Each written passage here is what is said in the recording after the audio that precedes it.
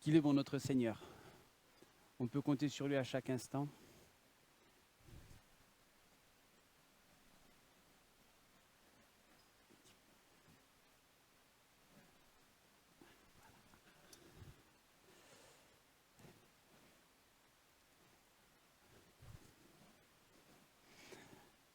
Pour ceux que je n'ai pas vus ce matin, ça fait plaisir de vous revoir après ces temps de vacances. C'est une joie de vous revoir tous aussi beaux. Ça doit que le soleil a fait son office sur vous, vous êtes rayonnants, vous avez des belles couleurs de l'été, ça fait vraiment plaisir de vous revoir. Ce matin, on va parler d'un sujet qui est un peu délicat, on va parler de la langue. Et on va prendre ce texte dans Jacques 3, versets 2 à 11.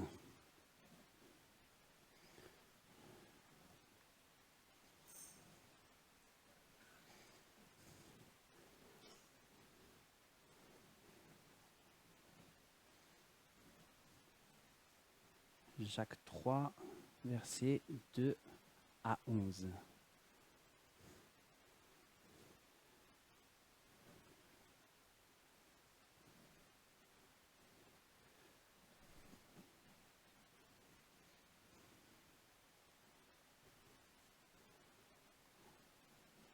J'attends que les pages se terminent de tourner.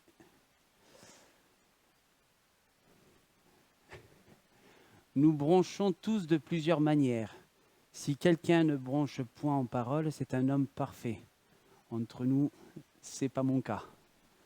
Capable de tenir tout son corps en bride.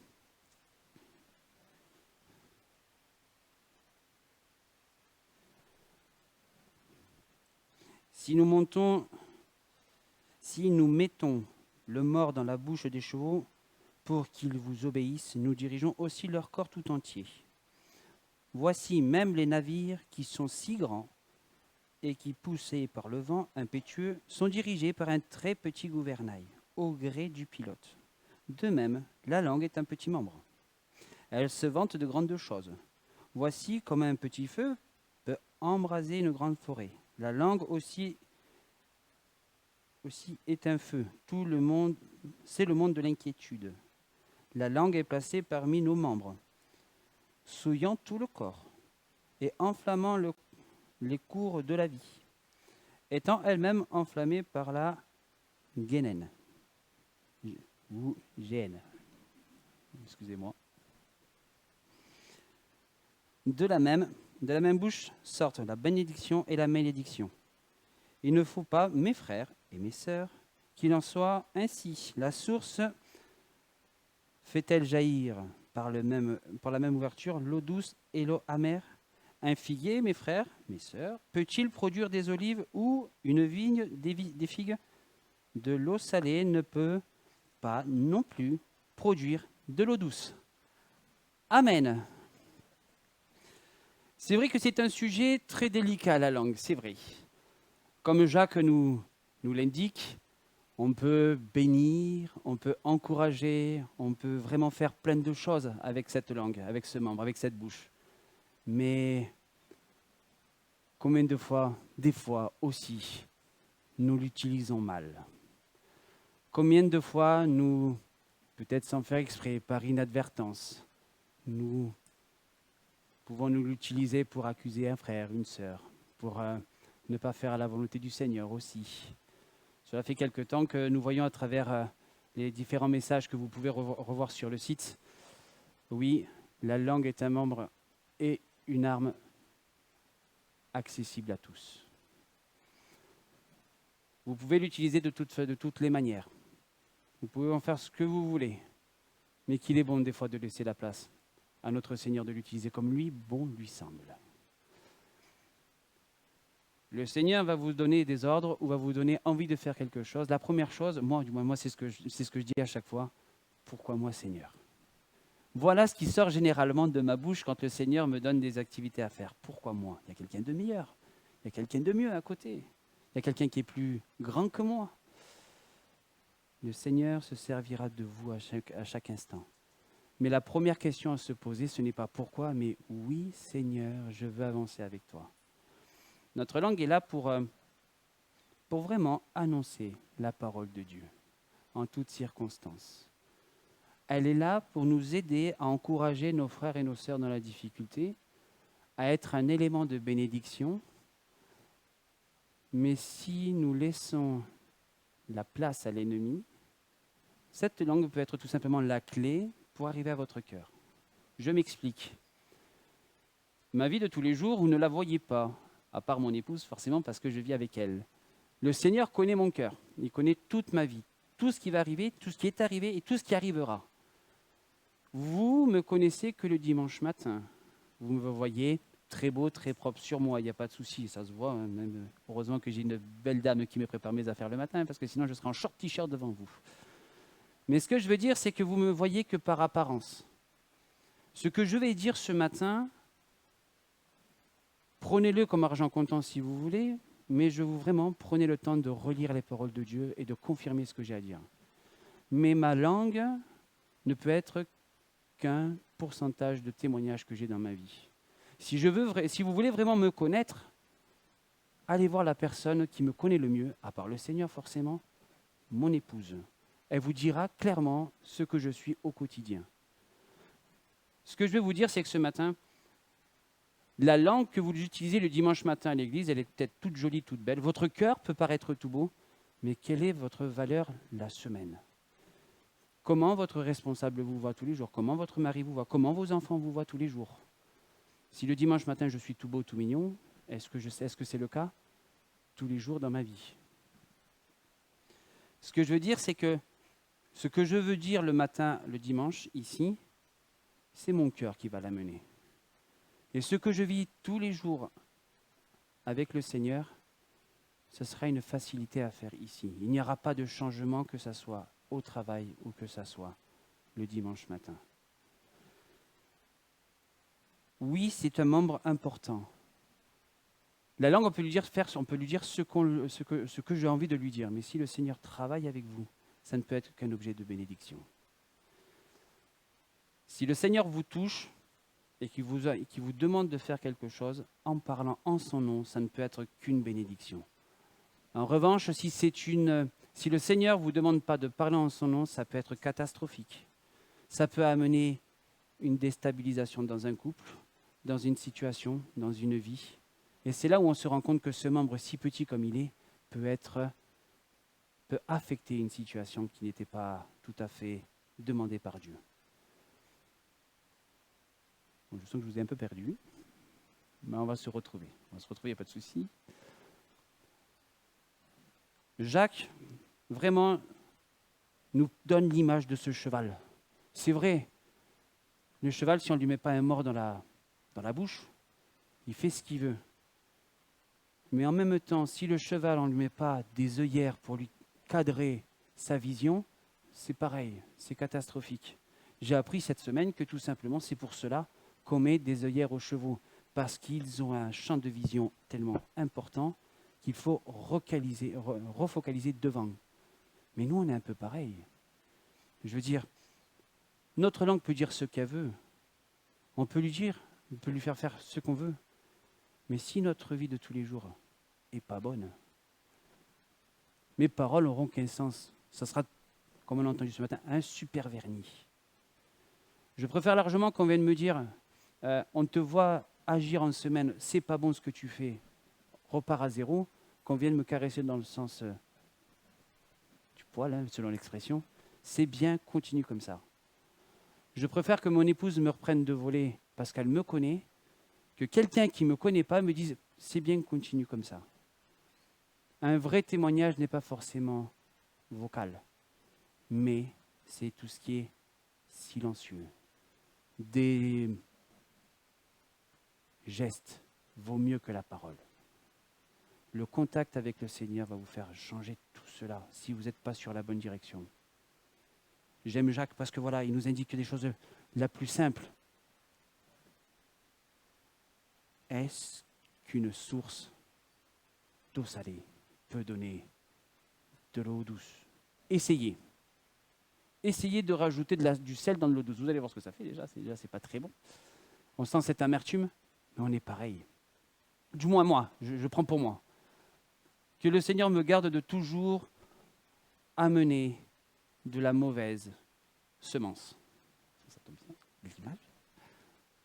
Le Seigneur va se servir de chacun d'entre nous pour un but bien précis. Je ne sais pas le but pour vous. Pour moi, le Seigneur me demande juste de parler de lui et d'annoncer la parole de Dieu.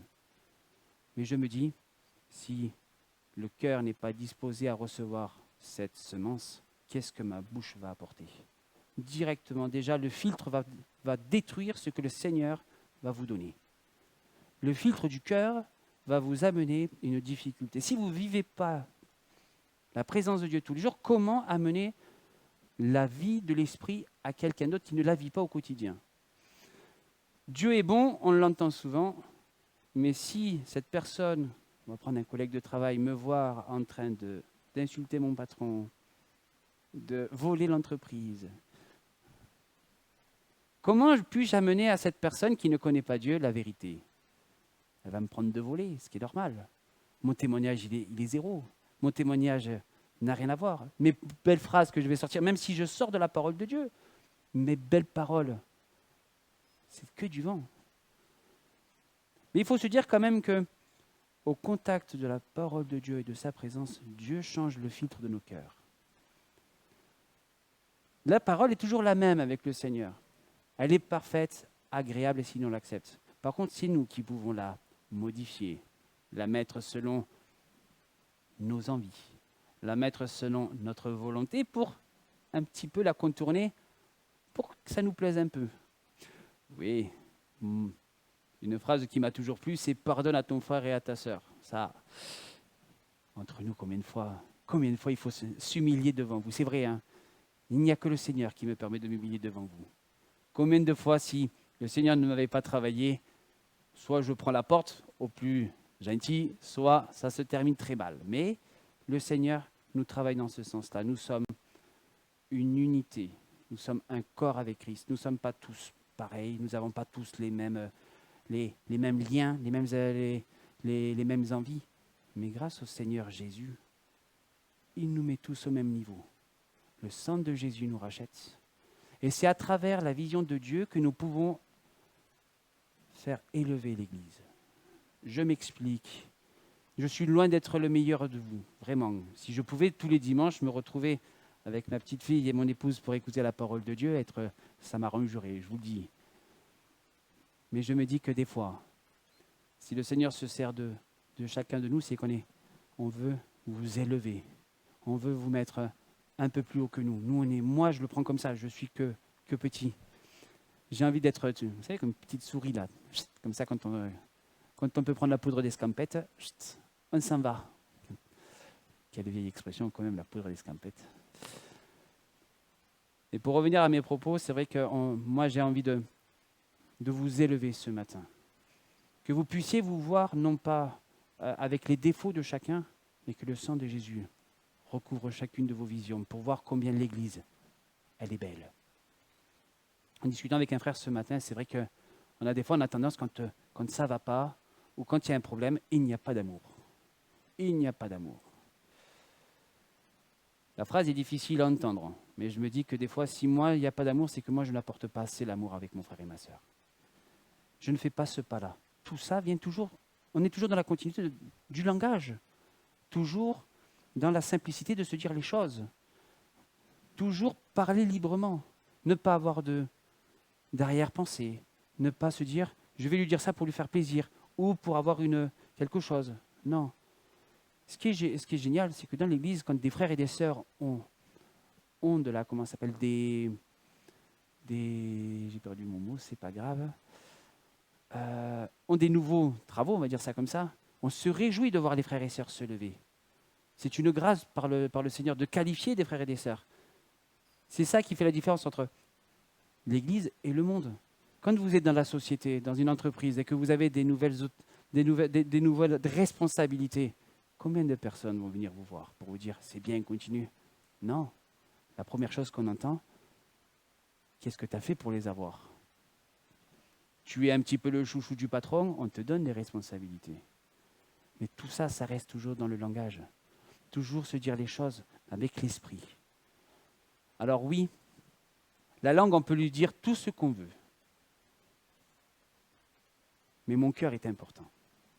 Ma vie avec le Seigneur est importante pour pouvoir annoncer la parole de Dieu, pour pouvoir vous encourager à tenir bon.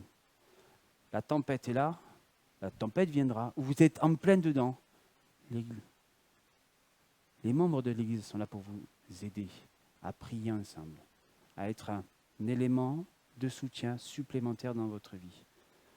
Je ne dis pas qu'il faut annoncer à tout le monde qu'est-ce qui se passe dans votre vie, c'est pas ce que je veux dire. Mais nous sommes une grande famille, la famille de Dieu.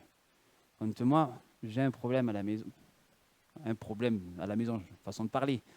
Quand j'ai un souci, certes, mon épouse est au courant, mais j'aime bien appeler ma grande sœur pour discuter avec elle, pour avoir une ligne à suivre. Mais j'aime bien aussi appeler mes frères et sœurs de l'église. Voilà, j'ai un souci, prions ensemble. Et la situation s'ouvre. Les portes s'ouvrent. Et là aussi, après la langue, il y a les différentes voies.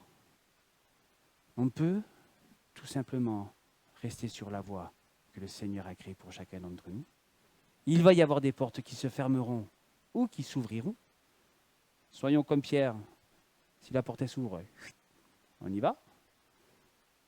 Certes, quand il est arrivé devant chez lui, c'est vrai qu'il a tapé, on lui a ouvert, on l'a refermé en disant « Il y a Pierre dehors ». Oui, mais sauf qu'il est dehors. Hein. Il a attendu. Il est resté devant la porte. Il n'a pas ouvert la porte. C'est ça que je veux dire. Il y a la façon de gérer les choses. La voix du Seigneur, on l'entend, et combien de fois on l'entend, même dans tous les films, les voix du Seigneur sont impénétrables. C'est vrai, mais on peut essayer d'y rester dedans. Et il faut y rester dedans. Il faut tenir bon. Les épreuves ne sont pas là pour nous accabler, les épreuves sont là pour nous faire avancer, même si c'est difficile, même si on ne voit pas le bout, même si on est focalisé sur nos problèmes. Mais la voix du Seigneur est là pour nous encourager à tenir bon. Il faut tout simplement être persévérant. Parce que même si des fois nous disons quelques mots qui passent inaperçus sur des cœurs qui sont à côté de nous, peuvent faire un très, très grand malheur. Il y a quelque temps de cela, 2 personnes de mon entourage, et c'est juste un exemple, ça peut être autre chose, ont parlé d'un sujet et ça leur a fait changer d'avis. Quand on est venu me voir en me disant « Tu as fait changer d'avis cette personne », j'ai fait « Mais je ne m'en souviens même pas de ce que j'ai dit ». Des fois, tenons nos mots. Parce que même si ce sont que des petits mots pour nous, s'il y a un cœur disposé ou qui n'est pas disposé à le recevoir, ça peut faire très très mal. Et quand nous sommes avec le Seigneur, des fois on s'attend à dire des discours longs comme le bras, ce qui n'est pas mon cas, mais quelques mots, à un moment donné, à la bonne situation, le cœur peut changer. Le cœur peut être touché par une simple mot, une simple parole, une simple pensée que le Seigneur aura mis dans votre cœur. Et vous allez voir que des fois, ça passe inaperçu. Je remercie le Seigneur parce que pour moi, ça m'évite de me glorifier. Voilà, je me dis, Seigneur, tu as fait ton travail à travers moi, mais je ne m'en suis même pas aperçu. Naïf comme je suis, ça me va très bien. Comme ça, au moins, je suis tranquille. Et au moins, mon cœur, il est léger. Parce que combien de fois on pourrait s'attendre à se glorifier de la situation? Oui, aujourd'hui, je vous parle clairement, il n'y a pas de souci, mais combien de fois on pourrait se dire « Ah, il est bien. Ah, il me fait du bien ce monsieur là-bas. J'aime ça. » L'orgueil, il faut faire très gaffe. Désolé du terme, il faut faire attention. L'orgueil, c'est comme un petit peu, vous savez, le lait sur le feu là, et vous sentez que ça frémit. Vous le sentez, vous voyez que ça commence à bouger, et à un moment donné, ça part très vite. Le lait déborde. Trop tard. Trop tard. On est pareil. Moi, je le suis comme ça. Je remercie le Seigneur parce que qui me garde de tout orgueil, toute difficulté que le Seigneur peut mettre dans votre cœur. Il va se servir de vous à travers les voies qu'il aura créées. Il va vous utiliser à travers vos cœurs, à travers votre bouche pour ramener quelque chose à une personne ou à une situation. Mais tout cela se travaille. Pour que votre cœur soit disposé, rien de mieux que la parole de Dieu. Rien de mieux que la parole de Dieu. Rien de mieux que de passer du temps avec le Seigneur. La parole de Dieu, je vous le dis, je vous le répète, sans l'esprit, c'est rien. Amen. C'est vrai. Sans l'esprit, la parole de Dieu est un fardeau, allez, j'ose le mot, détestable. J'ose. Essayez d'appliquer l'Ancien Testament à votre vie sans l'Esprit de Dieu, je vous le laisse. Ici, il fallait faire ce qui est marqué, je veux dire, entre les sacrifices, on aurait à Castres des tas et des tas d'animaux qui traîneraient partout. Et c'était dans l'ancien temps, je veux dire. Mais une mauvaise parole à un frère, il fallait en tuer un. Je schématise forcément. Une mauvaise action, selon l'action, il fallait tuer soit un poulet, un pigeon. Si c'était un gros problème, un agneau, un veau, un bœuf. Merci Seigneur d'être allé sur la croix. Merci. Merci. On en rigole, c'est vrai. Mais aujourd'hui, heureusement que le Seigneur a créé cette voie-là. La voie de Jésus qui est allé sur cette croix, qui aujourd'hui nous a rachetés. Mais c'est vrai que des fois, dans nos paroles, on peut remettre Jésus sur la croix. C'est pour ça que je vous dis, c'est vrai. Et quelle joie de lire ce que Jacques a mis dans son épître. Maîtrisons cette langue. Il parle de navires. Et qu'importe la voile qu'ils ont, aujourd'hui on en voit un peu moins, c'est vrai. Mais il y a quelques mois, souvenez-vous, on a vu un méga tanker arriver au canal de Suez.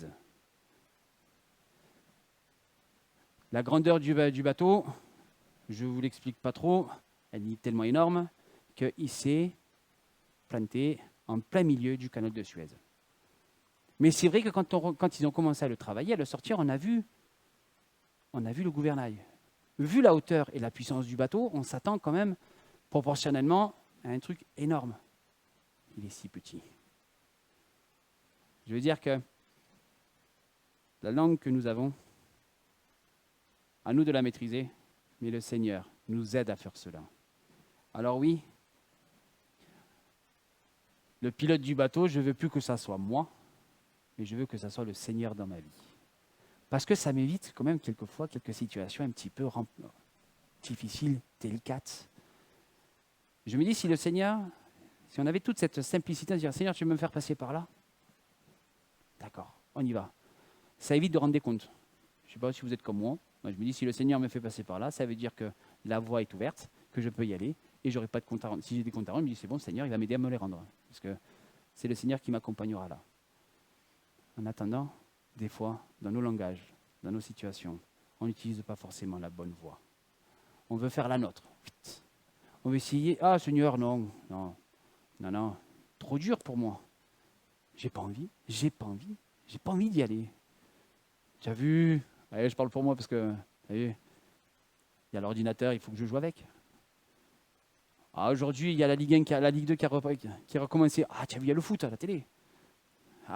Seigneur, non. Quoi, mon frère a besoin de prier? Non, mais non. Arrête, il y a le match du Nîmes olympique, je vais l'écouter, je vais rester là. Mais c'est vrai que des fois, on en rigole.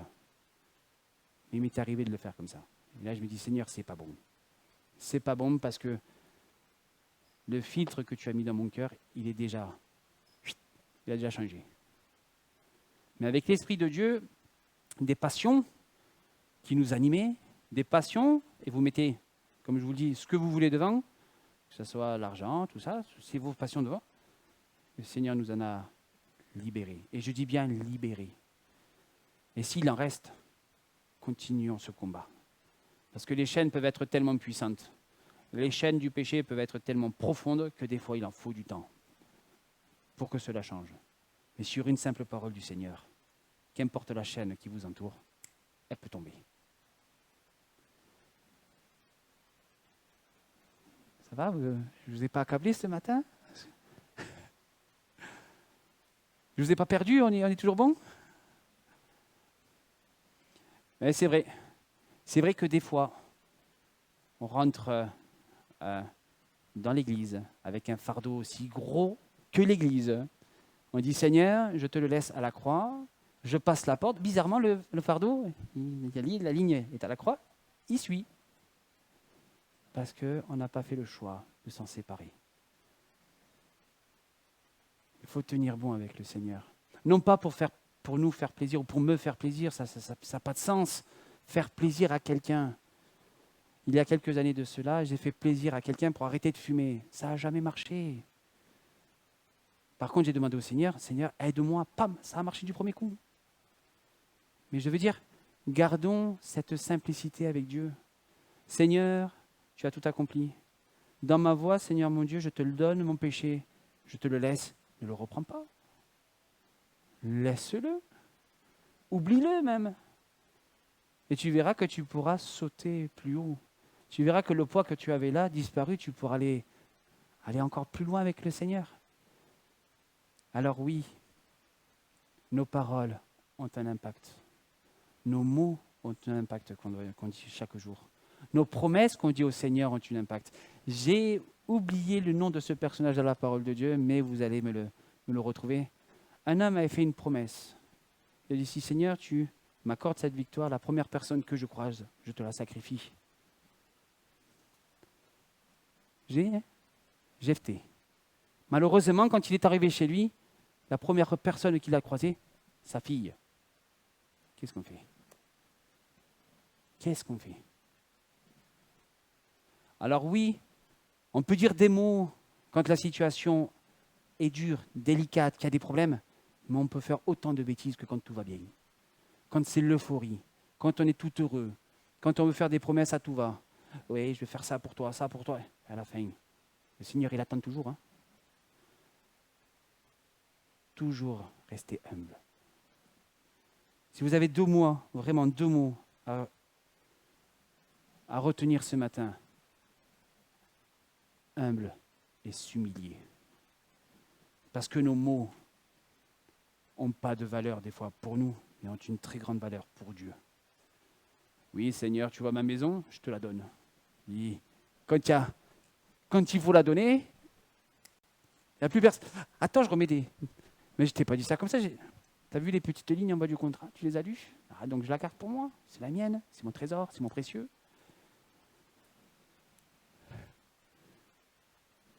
Ce que je veux dire, c'est que restons simples, comme des enfants. Je me suis toujours dit, le jour où moi je meurs, si je meurs aujourd'hui, si je meurs maintenant, ma maison reste sur place, ma voiture elle reste sur place. Allez, entre nous, les 25 millions que j'ai sur le compte restent sur place, mais il ne faut pas le dire. Et tout ce que j'ai appris, tout ce que j'ai créé, ça restera.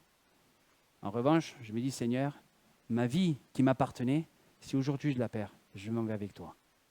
Sur ces paroles, je m'engage tous les jours à rester avec le Seigneur. Et qu'importe ce que vous allez rencontrer. Vous imaginez si, on sort un petit peu là, si vous imaginez si moi je me frite avec un frère, on se dispute, arrivé au stop, j'ai raison, c'est moi qui le... Accident, je m'en sors pas, je vais où? Je me dispute avec un frère sérieux, j'ai pas fini ma phrase que Jésus revient. Qu'est-ce que je fais? Ça serait dommage, sur 37 ans, d'avoir tenu bon avec le Seigneur, et à la dernière seconde, basta.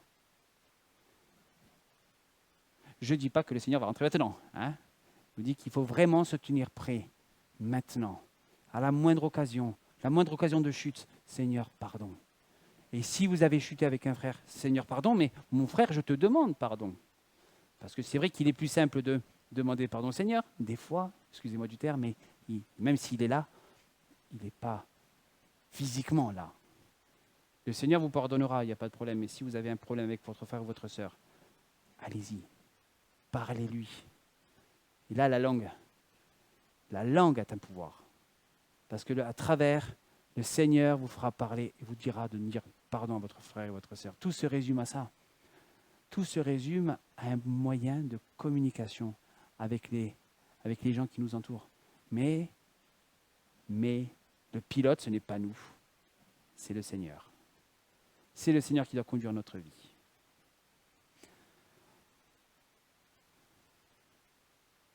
Pour finir,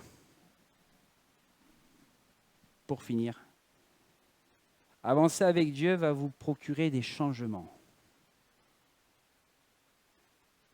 Il va y avoir un laps de temps où il va y avoir des changements radicaux dans votre vie, du jour au lendemain.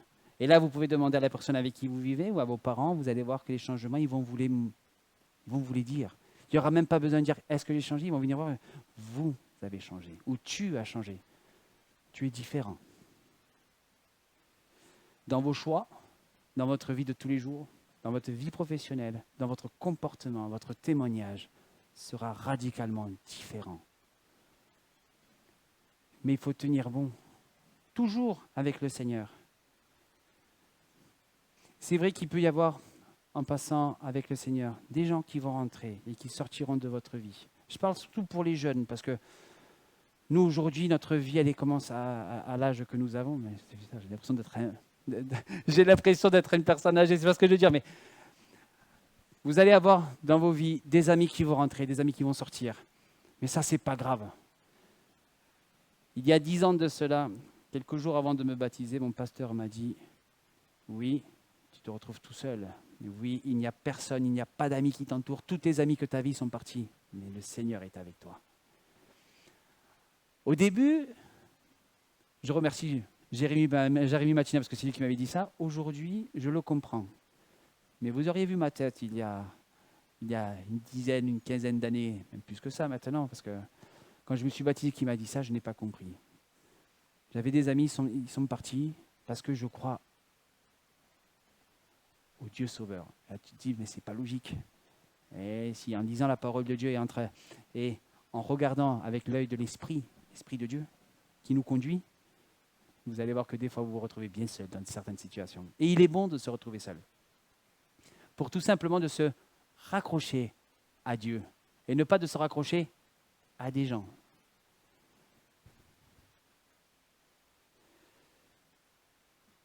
On va prendre notre ensemble pour terminer un petit peu ma conclusion. Donc, Marc 14, 38.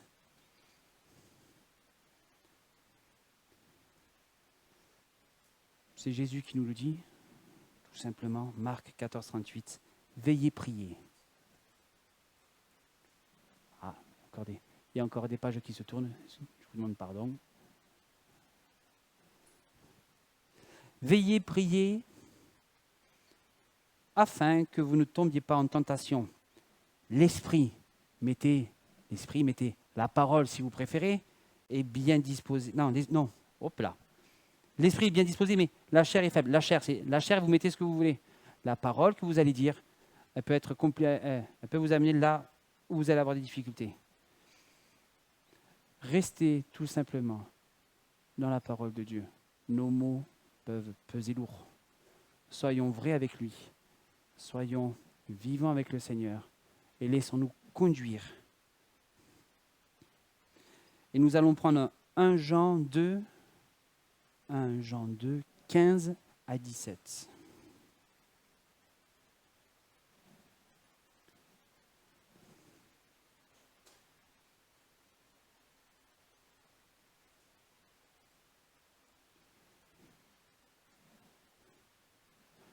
« 1 Jean 2, 15 à 17. »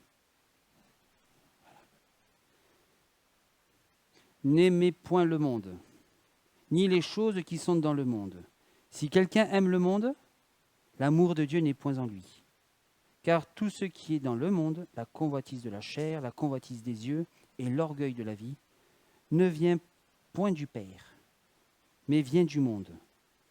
Le monde passe, et sa convoitise aussi, et là.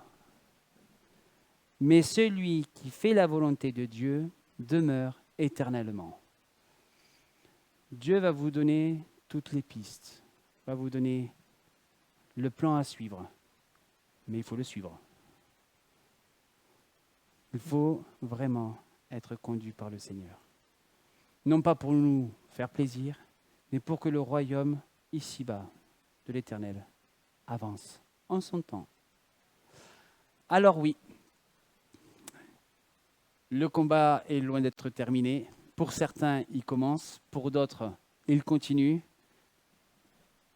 Pour certains, ça arrivera bientôt la fin. Mais soyons toujours prêts à être utilisables dans la main de Dieu. Et faites attention, et faisons attention à ce que nous disons, à rester simple, humble et à s'humilier à chaque instant pour ne pas se tromper de combat. Parce que les conséquences peuvent être très délicates à la fin. Seigneur mon Dieu, je veux te rendre grâce, éternel mon roi. Parce que Seigneur, c'est encore toi qui ce matin nous parle, Seigneur mon Dieu. Et c'est vrai que nous avons tous besoin de toi, éternel mon roi. Tous besoin de cette parole qui est nécessaire dans notre vie. Non pas pour nous enorgueillir, Seigneur mon Dieu, mais pour faire ta volonté, Seigneur.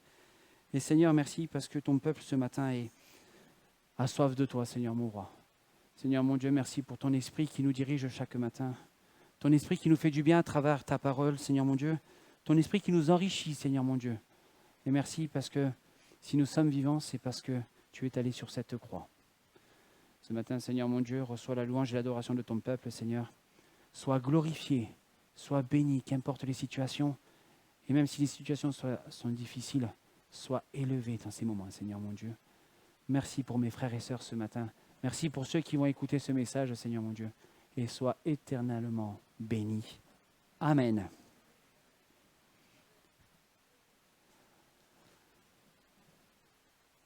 Soyez richement bénis. J'espère que je ne vous ai pas perdu, c'est le plus important. Et que le Seigneur vous encourage ce matin. Passez une bonne semaine et que le Seigneur vous encourage. Amen.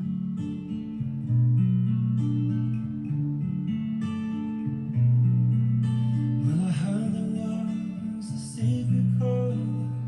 David played and he plays the Lord, but you don't really care for music, do ya?